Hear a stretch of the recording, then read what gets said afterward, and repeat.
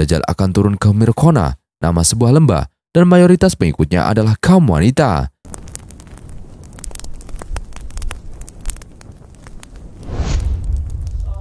Assalamualaikum warahmatullahi wabarakatuh. Sahabat beriman yang dirahmati Allah Subhanahu wa Ta'ala, kata Dajjal berasal dari kata dajalah, artinya menutupi sesuatu. Kamus Lisanul Arab mengemukakan beberapa pendapat mengapa disebut Dajjal. Disebut Dajjal karena ia adalah pembohong yang menutupi kebenaran dengan kepalsuan. Dajjal ini tidak diceritakan dalam Al-Quran, akan tetapi banyak diceritakan dalam hadis Nabi Muhammad SAW. Dajjal ini merupakan sosok lelaki yang akan hadir di akhir zaman mendekati kiamat. Hadirnya Dajjal di tengah-tengah masyarakat akan menjadi ujian yang sangat berat bagi umat manusia sekaligus penebar fitnah dan kesesatan. Ia pun akan mendatangi seluruh tempat di muka bumi kecuali Mekah, Madinah, serta Baitul Maqdis. Mengapa Dajjal tidak mendatangi Mekah, Madinah, dan Baitul Maqdis? Karena tempat-tempat suci itu dijaga oleh banyak malaikat, sehingga Dajjal tak mampu memasukinya. Baru-baru ini beredar kabar mengejutkan bahwa Dajjal muncul di Israel dan disambut ribuan umat Yahudi. Pria yang dinobatkan sebagai masalah tersebut dikatakan memiliki ciri-ciri dan kekuatan yang sama seperti Dajjal. Sosok ini datang membawa kekuatan yang sangat dahsyat, di mana ia dikabarkan bisa menyembuhkan orang lumpuh. Sebagaimana yang disebutkan dalam banyak riwayat, Dajjal merupakan seorang ahli sihir yang sakti dan dapat menyembuhkan berbagai penyakit. Dajjal bahkan dikatakan bisa menghidupkan orang yang mati. Sosok Dajjal kecil yang muncul di Israel ini diakui sebagai Mesias oleh umat Yahudi. Pria tersebut bernama Yanukaraf Solmo Yehuda. Dia adalah seorang robi yang dianggap soleh oleh umat Yahudi. Yanukaraf memiliki kekuatan yang super seperti Dajjal karena beberapa kemiripan. Ia memiliki rambut bergelombang, cenderung keriting, dan hanya bisa melihat dengan sebelah mata saja. Sebelah matanya tidak mampu melihat karena cacat atau buta. Yanukaraf juga mampu menyembuhkan orang lumpuh dan sejumlah ramalannya terbukti benar. Fakta paling mengejutkan adalah Yanuka mampu menghafal dan menafsirkan kitab-kitab umat Yahudi seperti Taurat dan Talmud. Namun tidak semua umat Yahudi membenarkan Yanuka sebagai Mesias yang mereka tunggu. Banyak dari mereka memiliki pandangan berbeda mengenai sosok yang disebut mirip Dajjal karena menunjukkan kekuatannya. Sementara umat Yahudi yang ragu menganggap sosok yang disambut ribuan Yahudi ortodok ini sebagai satu dari sekian banyak Mesias palsu. Rasulullah SAW telah mengabarkan bahwa hampir 30 Dajjal pendusta akan muncul. Hari kiamat tidak akan terjadi sampai muncul para Dajjal pendusta yang jumlah mereka mendekati 30 orang. Semuanya mengaku bahwa dirinya adalah utusan Allah Subhanahu wa Ta'ala. Hadis riwayat Al-Bukhari. Rasulullah juga bersabda, akan datang di akhir zaman Dajjal-Dajjal pendusta yang akan menipu umat muslim. Dajjal-Dajjal pendusta menyampaikan kepada kalian berbagai bid'ah atau keyakinan dan amalan yang baru yang tidak pernah didengar oleh kalian sebelumnya atau oleh moyang kalian. Maka berhati-hatilah terhadap mereka dan jangan sampai kalian terfitnah.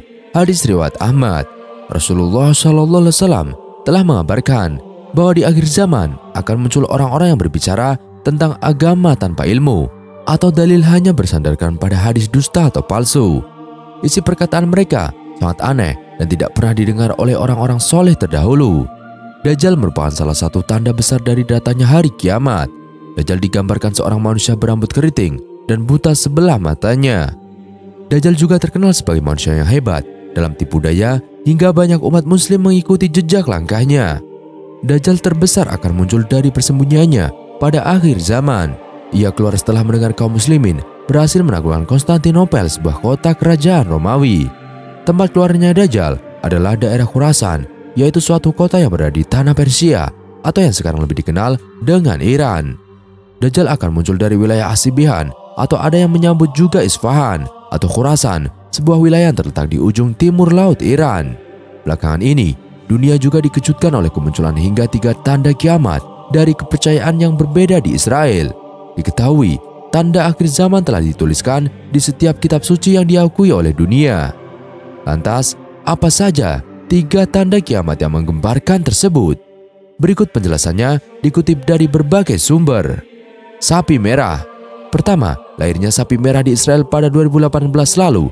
Dalam Yudaisme, kemunculan sapi merah merupakan tanda akhir zaman. Dikutip dari news.com AU, Temple Institute di Yerusalem mengumumkan kelahiran anak sapi itu di YouTube, mengatakan bahwa anak sapi itu akan menjalani pemeriksaan ekstensif untuk menentukan apakah seluruh tubuhnya berwarna merah. Adapun jika bayi sapi betina ditemukan bebas noda, institut akan menyatakan bahwa anak sapi tersebut membawa janji untuk mengembalikan kemurnian Alkitab kepada dunia. Terlepas dari apakah tanda-tanda tersebut dapat diartikan secara harfiah atau tidak, baik dalam agama Kristen maupun Yudaisme, lembu merah merupakan pusat prediksi tentang akhir zaman. Setelah mengorbankan sapi merah, pembangunan kuil ketiga di Yerusalem dapat dimulai. Adapun Temple Institute dan kelompok lain di seluruh dunia didirikan dengan tujuan membangun bait suci ketiga di Gunung Moria atau di Bukit Bait Suci. Sapi merah adalah sapi yang dibawa kepada imam untuk dikorbankan. Kaum fundamentalis, Yahudi, dan Kristen percaya bahwa begitu sapi merah lahir, mereka akan dapat membangun kembali kuil ketiga di Temple Mount di Yerusalem. Tetapi untuk melakukan ini, mereka harus menghancurkan apa yang berdiri di atas bukit hari ini, Dome of the Rock, sebuah kuil suci umat Islam. Rabbi Chaim Rehman, Direktur Temple Institute, percaya waktunya sudah matang untuk membangun kuil ketiga setelah kelahiran lembu merah. Dalam Yudaisme Ortodok Arus Utama, begitu kuil dibangun kembali, dunia akan menyambut kedatangan Mesias Yahudi dan umat manusia kemudian akan menghadapi penghakiman terakhir. Tetapi beberapa teolog mengatakan pembangunan kuil ketiga terkait dengan hari penghakiman atau akhir zaman. Dabah kedua adalah munculnya foto yang dinarasikan sebagai bukti telah munculnya tanda-tanda kiamat di Israel.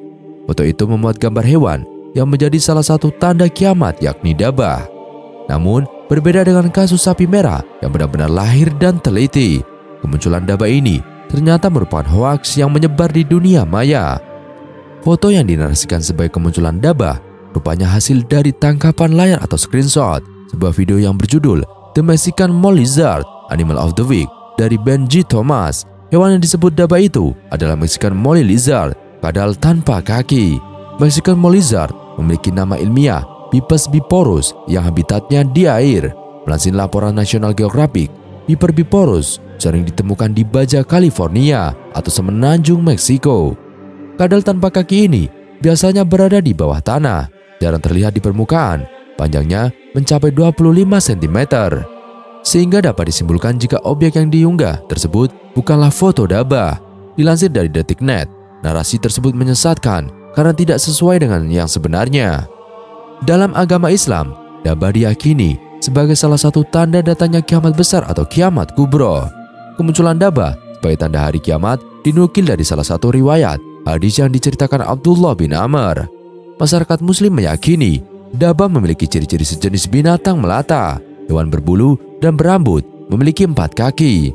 Ibnu Abbas, salah satu sahabat Nabi, menyebutnya sebagai hewan berwajah manusia. Yanukarraf Solomo Yehuda tak hanya sapi merah dan dabah yang menggegerkan publik. Ternyata ada tanda kiamat lain yang sempat viral dari Israel. Munculnya sosok Yanukarraf Solomo Yehuda dikaitkan sebagai tanda-tanda kiamat karena oleh sejumlah orang Yahudi dia dianggap sebagai juru selamat. Adapun kepercayaan tersebut didasarkan pada 5 ciri-ciri yang dianggap cocok, yakni mampu memahami dan mengajar kitab Talmud dan Taurat, memiliki karisma atau dapat memukau banyak orang, bisa menyembuhkan orang lumpuh, ramalannya sering terbukti benar, dan matanya buta sebelah serta memiliki rambut keriting. Matanya yang rambut sebelah yang paling mengundang kehebohan karena ia disamakan seperti Dajjal yang akan muncul pada akhir zaman. Namun klaim tersebut nyatanya sekedar menimbulkan kehebohan semata. Banyak orang Kristen dan Yahudi tak mempercayai hal tersebut. Sebagaimana Imam Muslim meriwayatkan hadis dari Anas bin Malik menjelaskan bahwa 70.000 orang-orang Yahudi Asbian akan menjadi pengikut Dajjal. Mereka mengenakan jubah tebal dan bergaris, meski dalam riwayat lainnya menyebutkan jumlah orang Yahudi Asbian yang menjadi pengikut Dajjal sebanyak 80.000 dengan mengenakan topi perang. Setelah muncul, Dajjal kemudian akan singgah di setiap kampung kecuali Mekah dan Madinah. Para malaikat menjaga 2 kota suci itu sehingga tidak dapat dimasuki Dajjal. Dalam hadis yang diriwayatkan Imam Ahmad, Imam Muslim, dan Imam Hakim disebutkan bahwa Dajjal akan berada di bumi selama 40 tahun. Kemudian Allah Subhanahu wa Ta'ala mengutus Nabi Isa untuk membunuh Dajjal. Dajjal itu keluar dari umatku. Ia tinggal di bumi selama 40. Kemudian Allah mengutus Isa ibnu Maryam yang seolah seperti Urwah bin Mas'ud. Kemudian Isa ibnu Maryam mencari Dajjal itu dan membunuhnya. Hadis riwayat Imam Ahmad halaman 2 nomor 166, Imam Muslim nomor 2940, dan Imam Al-Hakim halaman 4 nomor 550. Kelak Nabi Isa diturunkan Allah di timur Damaskus. Lalu Nabi Isa menemukan Dajjal dan pembunuhnya di pintu Lut atau Palestina. Sebagaimana dijelaskan Rasulullah dalam hadis yang diriwayatkan dari An-Nawas bin Sam'an. Saat Dajjal seperti itu, tiba-tiba Isa putra Maryam turun di sebelah timur Damaskus di Menara Putih dengan mengenakan 2 baju yang dicelup wars dan zafaran, seraya meletakkan kedua tangannya di atas sayap 2 malaikat. Bila ia menundukkan kepala, air pun menetes. Ketika ia mengangkat kepala, air pun bercucuran seperti mutiara. Tidaklah orang kafir mencium bau darinya, melainkan ia akan mati. Sungguh bau napasnya sejauh mata memandang. Isa mencari Dajjal hingga menemuinya di pintu Lut, lalu membunuhnya. Setelah itu, Isa ibnu Maryam mendatangi suatu kaum yang dijaga oleh Allah Subhanahu wa Ta'ala dari Dajjal. Ia mengusap wajah-wajah mereka dan menceritakan tingkatan-tingkatan mereka di surga. Hadis riwayat Muslim nomor 2937. Setelah membunuh Dajjal, Nabi Isa tinggal selama 40 tahun di bumi. Setelah itu, Allah Subhanahu wa Ta'ala mewafatkannya. Imam Tabrani menjelaskan bahwa Nabi Isa kemudian dimakamkan di Madinah bersama Rasulullah SAW. Imam At-Tabrani dalam Al-Mu'jam Al-Kabir mengatakan, Isa nanti akan dikuburkan bersama Rasulullah dan 2 sahabat beliau, Abu Bakar dan Umar, dan jadilah kuburan Isa itu kuburan yang keempat.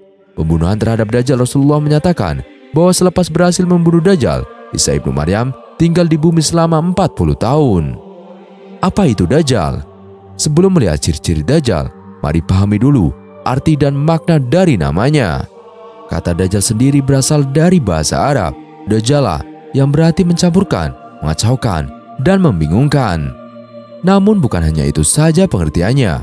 Dalam buku Maraj al-Bahrain, Fi Fawaid al-Musyrikin wa al-Maghribain oleh Hafiz Abu Al-Khattab bin Dihya, tidaknya terdapat 10 pengertian dari kata Dajjal secara bahasa menurut para ulama, dan berikut beberapa di antaranya. Yang pertama, menurut Al-Khalil Ibrahim, Dajjal berarti pendusta. Menurutnya, kata tersebut berasal dari kata Dajlah atau Dajjalah yang berarti berdusta. Yang kedua, menurut Al-Asma'i, kata Dajjal berasal dari kata Dajjal yang bermakna mengecat kuda dengan belangkin. Adapun Dajjal nantinya akan menutupi kebenaran dengan sihir dan kebohongan. Yang ketiga, pendapat ketiga mengatakan bahwa Dajjal diambil dari kata Dajjal yang berarti menutupi. Yang keempat, pendapat keempat mengatakan Dajjal nantinya akan mengelabui manusia dengan kejahatan, sama seperti arti dari istilahnya atau Dajjal artinya mengelabui. Dari sejumlah pengertian tersebut, maka dapat dipahami bahwa pengertian Dajjal adalah sosok pendusta yang akan membuat kekacauan dengan cara menutupi kebenaran menggunakan kebohongan. Ciri-ciri Dajjal menurut hadis Rasulullah, berita tentang akan munculnya Dajjal menjelang hari kiamat nanti telah disabdakan oleh Rasulullah SAW dalam salah satu hadisnya yang berbunyi, tidak akan datang kiamat sehingga dibangkitkan Dajjal-Dajjal, pembohong-pembohong besar, yaitu jumlahnya mendekati 30 orang, masing-masing mengaku sebagai utusan Allah Subhanahu wa Ta'ala. Hadis riwayat Bukhari nomor 3609. Di samping tentang kedatangannya kelak, Rasulullah juga mengungkapkan bahwa Dajjal memiliki sejumlah karakteristik yang tidak dimiliki manusia pada umumnya. Merujuk laman Al-Manhaj, berikut ciri-ciri Dajjal. Yang pertama, tubuhnya besar, kulitnya merah, rambutnya keriting, matanya mirip seperti buah anggur yang menonjol, mata sebelah kanannya buta, dadanya luas, berambut panjang, dahinya menonjol. Cara berjalannya tidak normal, terdapat tulisan kafaro atau kafir di antara kedua matanya. Di samping ciri fisik, Rasulullah juga mengabarkan Dajjal diperkirakan akan muncul dari arah timur, yaitu Khurasan. Spesifiknya, riwayat Imam Ahmad menyebutkan bahwa ia akan muncul dari kota Asbaban atau dahulu termasuk kawasan Khurasan dengan 70.000 orang Yahudi. Dajjal juga dikabarkan akan mengembara ke seluruh penjuru bumi tanpa melewatkan satu tempat pun selama 40 hari. Namun, lamanya sehari berbeda-beda. Menurut Sahih Muslim, satu hari akan terasa seperti setahun, kemudian sehari seperti sebulan, berkurang menjadi sepekan, dan waktu yang tersisa akan terasa seperti hari-hari biasa. Terlepas dari apakah Yanukarraf adalah Mesias Israel sungguhan, Rasulullah telah memperingatkan bahwa akan datang pendusta, yaitu Dajjal, yang akan menimbulkan kekacauan menjelang datangnya kiamat nanti. Kemunculan Dajjal dan pengikutnya merupakan salah satu tanda datangnya hari kiamat atau hari akhir. Bersama dengan pengikutnya, Dajjal akan mengembara di bumi agar orang-orang mengakui eksistensi dan kekuasaannya serta berkenan untuk menjadi pengikutnya. Keberadaan Dajjal yang disebut akan menjadi tanda-tanda akhir zaman tersebut sebagaimana dengan sabda Nabi Muhammad SAW. Hal ini dijelaskan pada dalil berikut ini. Tidak ada satupun makhluk sejak Adam diciptakan hingga terjadinya kiamat yang fitnahnya lebih besar dari Dajjal. Hadits riwayat Muslim. Disebutkan bahwa Dajjal akan muncul sebagai sosok yang ahli dalam agama, bahkan cerdas dalam ilmu pengetahuan. Hal tersebut membuat banyak orang tertipu dan menganggap dirinya adalah Tuhan.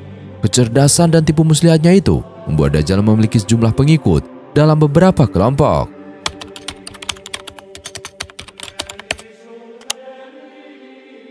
Yang pertama, Yahudi. Dikutip dari laman resmi STID di Al-Hikmah Jakarta, Rasulullah SAW bersabda bahwa kelak Dajjal akan diikuti oleh 70.000 orang Yahudi dari Asbahan atau sekarang masuk wilayah Iran dengan memakai baju tebal berjahit. Yang mengikuti Dajjal adalah orang Yahudi dari Asbahan atau Iran dan jumlahnya adalah 70.000 orang. Dan mereka memakai tilisan yang menutup pundak dan badan. Hadits riwayat Muslim.